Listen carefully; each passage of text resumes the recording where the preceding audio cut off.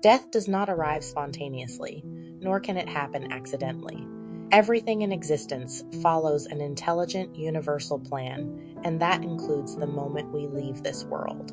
The idea that someone can die too soon assumes that life is chaotic and random. But when we examine philosophy, science, and spiritual wisdom, we see a different picture. Life and death follow a pattern, unfolding in accordance with a greater order that we may not fully comprehend. Science tells us that the universe operates on precise laws, cause and effect, conservation of energy, entropy. Nothing simply happens. Every event is a result of something before it. Some physicists even suggest that time itself may be an illusion. The theory of block time in physics proposes that past, present, and future already exist simultaneously. If this is true, then the moment of our death is as fixed as the moment of our birth. You cannot die before your time because your time is already part of the structure of reality itself. Philosophy also supports this idea. The Stoics embraced amor fati, the love of fate, believing that everything happens exactly as it is meant to. Marcus Aurelius wrote, "Accept whatever comes to you, woven in the pattern of your destiny, for what could more aptly fit your needs." To the Stoics, resisting what happens is like fighting the ocean's waves. It only brings suffering. Peace comes when we trust that life unfolds as it should. Religious and spiritual texts across cultures echo this same truth. The Bhagavad Gita states, "Never was there a time when I did not exist, nor you, nor all these kings, nor in the future shall any of us cease to be." This suggests that our existence is timeless, and what we call death is merely a transition. In the Bible, Ecclesiastes 3 verses 1 to 2 tells us, "To everything there is a season, and a time to every purpose under the heaven, a time to be born, and a time to die. If there is a set time for birth, there is also a set time for death. No one can leave before their time has arrived." Even the Quran reinforces this in Surah Al-Imran, "Nor can a soul die except by Allah's leave at an appointed term." If our existence were truly fragile and subject to chance, wouldn't we see chaos? Instead, we see order in the universe, in the cycles of nature, and even in our own lives. Perhaps one of the most compelling pieces of evidence comes from near-death experiences. Countless individuals who have been clinically dead report the same phenomenon. They were sent back because it was not their time yet. Some describe meeting a presence, be it a divine being, ancestors, or guides who told them their journey wasn't over. Others say they felt a deep knowing that their purpose had not been fulfilled. If death could happen randomly, why would so many be turned away from it? But what about the pain of losing someone we love? When someone close to us passes, it's natural to feel they were taken too soon, that life was unfair, that we have been cheated out of more time with them. These feelings are valid. Grief is a reflection of love. The deeper the bond, the more painful the loss. But just because their passing feels untimely to us does not mean it wasn't meant to happen. Every soul has a purpose in this life, and when that purpose is fulfilled, whatever it may have been, they transition. It may not make sense from our limited perspective, but their journey was complete. They were never meant to walk further in this life, but that doesn't mean it's the end. Energy cannot be destroyed, only transformed. The love we share with someone never fades. It carries forward into other lives, other realms, other moments in eternity. We will meet them again, perhaps in another incarnation, perhaps in a place beyond time. Death is not an ending, only a doorway.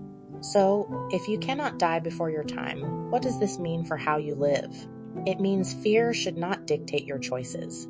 It means trusting that you are exactly where you are meant to be in this moment. It means embracing life fully, knowing that when your time comes, it will not be a second too soon or too late. Live with courage, live with purpose. Because as long as you are here, your story is still being written. Terence McKenna once said, "The universe is like a feather bed. It catches you. You can't fall out of it." What happens when we die? Where does consciousness go? To answer this, we first have to understand what consciousness actually is. Consciousness isn't just a byproduct of the brain. It's not something created by neurons firing or electrical impulses in our body. Rather, consciousness is the screen onto which reality is projected. It is the foundation of existence itself, the space in which experience happens. Imagine watching a movie. The images and sounds change, but the screen itself remains. Your consciousness is that screen, unaffected by the ever-changing events of life. It is the awareness behind your thoughts, emotions, and experiences. A lot of people think the mind and the brain are the same thing, but they're actually very different. The brain is a physical organ. It processes information, controls bodily functions, and helps us navigate the world. It's like a biological computer, receiving input, running programs, and managing responses. But the mind isn't physical. It's not made of neurons or chemicals.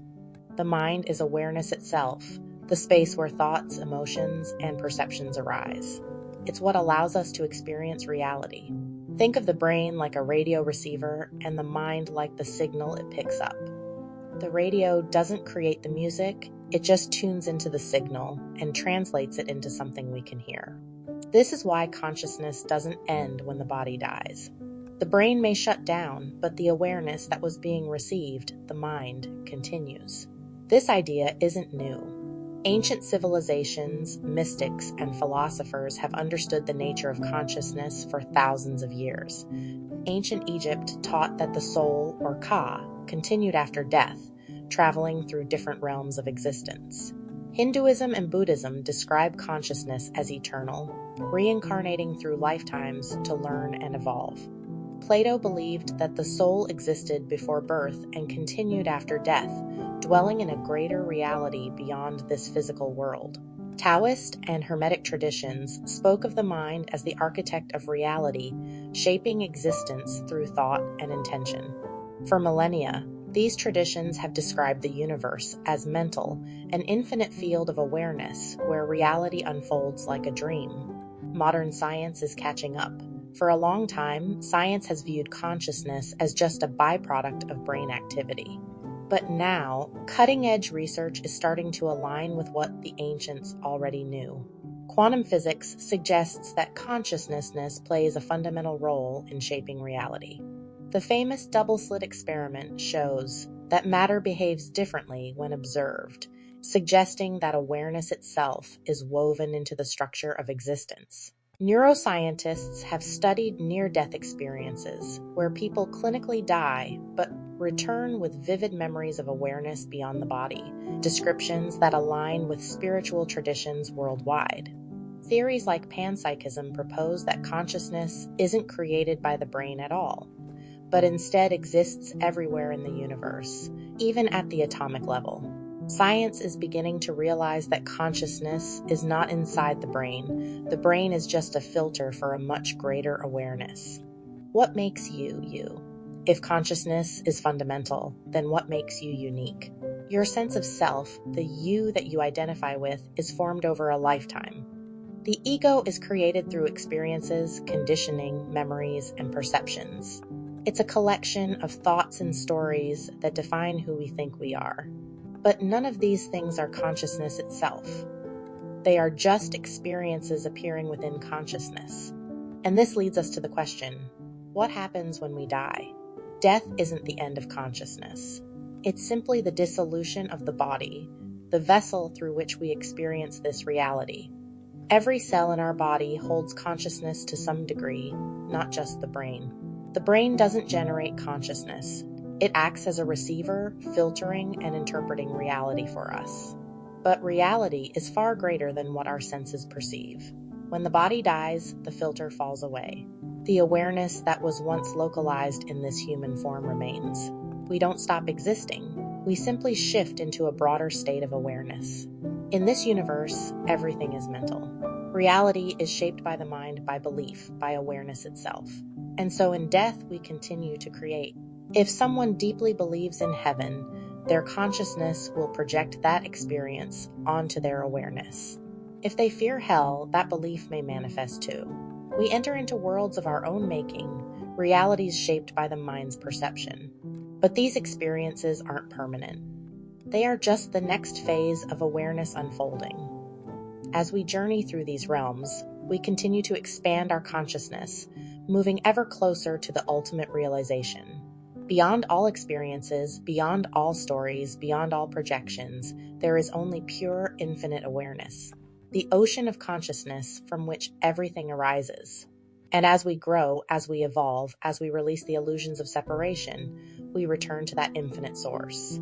We don't die, we transform. We dissolve back into the infinite sea of awareness, no longer bound by form, but existing as pure being. Because in truth, we were never separate from it to begin with.